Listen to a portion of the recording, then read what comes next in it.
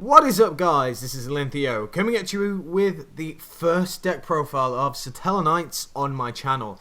Now, yes, I have been waiting a while to play this deck, and basically the idea behind this and the whole history behind it, I really like Satellarknight, but at the time I didn't really want to pick up the Denebs because I just couldn't be bothered, and at that point I was picking up so much stuff from that set already. It was unbelievable. Duelist Alliance was just an incredible set.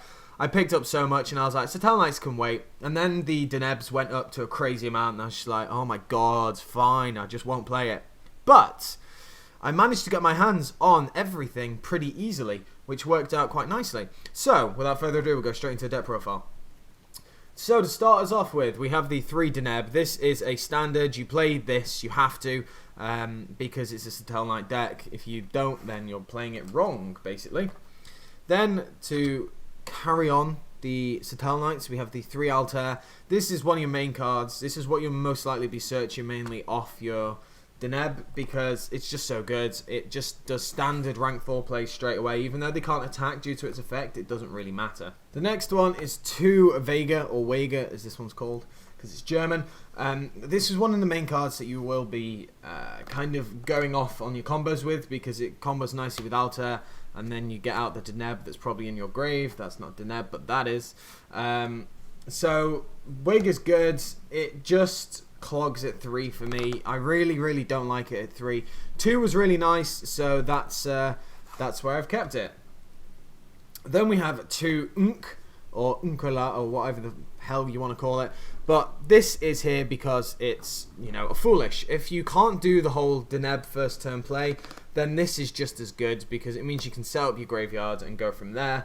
A lot of people play 3 because they play the new Cirrus card that is a mini Pot of Avarice where you shuffle 5 of them into the deck. I don't play that one because I don't like it, because I don't play a 3 of this. I know that some people might disagree with me on that, but it just really didn't sit well with me. When I had it and when I was testing, it just wasn't good enough. So that is why, if I don't flip it over, I only had them at 2, and I don't play that one. The final Satellarknight is Alsham. I really rate this card. I really do like it. 1,000 damage when it's summoned is pretty good. And the fact you can easily summon it, you can easily combo off in the deck, it's just really nice. You probably don't want to draw it, but at the end of the day, it's not too bad. It's a great card in time, and I just think it's a great card in general. You can make some really cute plays with it and just keep hacking away at your opponent's life points. So that's why I play it. Really nice card, and that's all that's that. So it's 11 monsters, I think. Then we have spells. We have the 3 Rotor as standard. It searches everything in the deck. Really don't need to say much about this. You play 3, and that is that. 3 Mystical Space Typhoon, because this card is just standard right now. There's a lot of back row and so on and so forth. I then play 2 Skybridge. Now, I don't run Pot of Duality in this version. I've had Pot of Duality in the deck since I built it, but it just kept getting more lackluster and lackluster. And while it's good to search out the Denebs, it's good to just get your combo pieces, it just really felt lackluster towards the end of it. And I found a new replacement, Skybridge. If you don't know what Skybridge does, basically, target a Satellarknight monster on your side of the field, then special summon one from your deck that has a different name, and then shuffle the other one into your deck. You can only special summon Satellarknight monsters when you have that monster face up on the field, and it's a quick play. So you can help dodge opponent's card effects. So for example, you go Deneb, they go Bottomless, you chain this, you get something else out. Yes, it might die, but you still get the Deneb search. It just completely depends how you want to play it. There are loads of different combos and loads of ways around it, and with no access to the Pot of Duality, this helps with the consistency, because it means you can dig into your deck and just get rid of other cards that you might not need. For example, a couple of times I've had, just due to bad fortune, a few Altairs in my hands, so I'll summon the Altair, get something out of my grave, and then shuffle, activate this to shuffle another Altair back into my deck, and then get another combo, so on and so forth. So it's just really useful. The card's great, and the effects still do go off, just so you know. So for example, if I do go say Deneb, they chain something, I do this, goes back, special summon goes back into the deck, I get the Deneb search, and I also get the other one. So it's just a really solid card in my opinion. I know it's a kind of a love-hate card, but I really like it in this version. But if you are running Pot of Duality, you probably don't want to run that. Then we have the standard ones. We have the 1 Booker-Moon, we have the 1 Raigeki, and then finally we have the 1 Soul Charge, because this card is great in here. So much like the monsters, that is 11 spells, leading the way for 18 traps.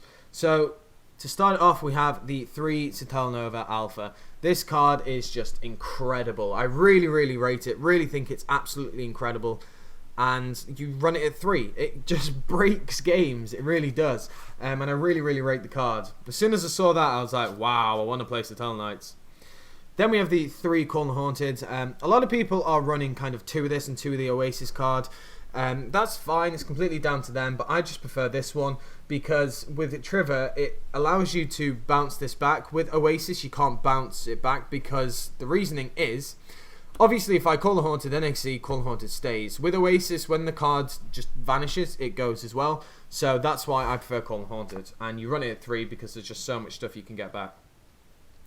3 Fiendish Chain. We want to stop your opponents doing anything, and Fiendish Chain in this version I prefer. I've tested Breakthrough Skill versus Fiendish Chain, and for me, in this type of deck, in the way that I like to run it, Fiendish Chain is the choice of the card, basically. Then we have the 2 Dimensional Prison. This is just to help against things like Winder, so on and so forth, that we just don't want to see. Then we have the 2 Wiretaps. You know, it's quite a heavy back row deck, and Wiretap just works well with how the deck runs, so that's why we have 2 of them. Then a little MVP card, a Battleground Howling. This card is absolutely amazing. If you don't know what it does, I shall read it out. When a warrior type monster you control is targeted for an attack or by your opponent's monster effect, target 1 face-up monster your opponent controls. Inflict damage to your opponent equal to the original attack of this face-up card you targeted. Original attack of the face-up card that you targeted, and if you do, return it to the hand. So basically, it's a compulsory evacuation device that does damage equal to the original attack. So this is really good. I mainly use this on Winder, and people cry because it's a great out to Winder. It's a really just great card in general. It means that you can leave your slightly vulnerable monsters there and just kind of, it's just support. It's really nice. I think it works really well in this deck. I don't think it works in every warrior deck. For example, my UA deck, I don't run it in there because I just don't feel it's as good. But the way that this deck runs and the way that I run it, I really like the cards, so that's why it's in here. Then the one-offs, we have the 1 Mirror Force because Quillforce really don't expect it. And I just still think it's a great card as a 1 just to kind of catch your opponent out. The 1 Torrential Tribute, and then finally the 1 Solemn Warning.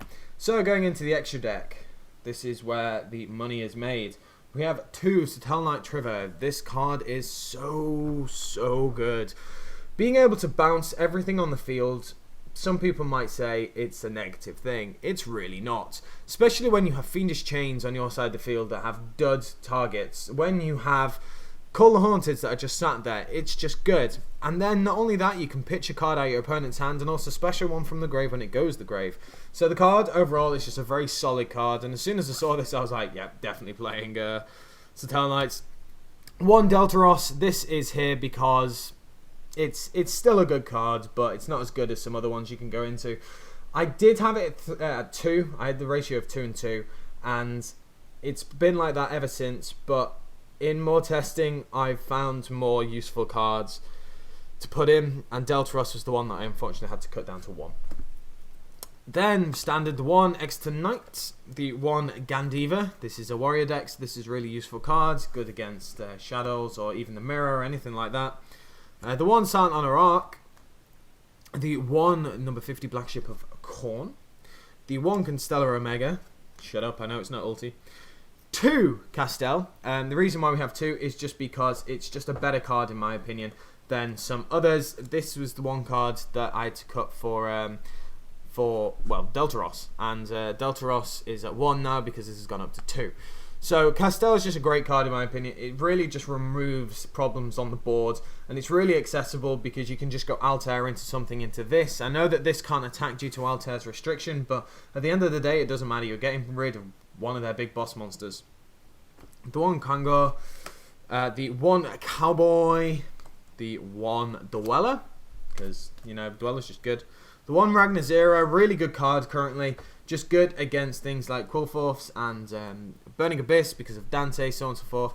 So it's just really, really nice card. And then finally the Rhapsody, because he is just so good, and it is not the Queen song that I keep referring it to. So that is it. I hope you did enjoy the deck profile. Really fun deck. I really, really love this deck. Sorry, it's one of my main decks currently in this format, and it's only just going to continue to be like that.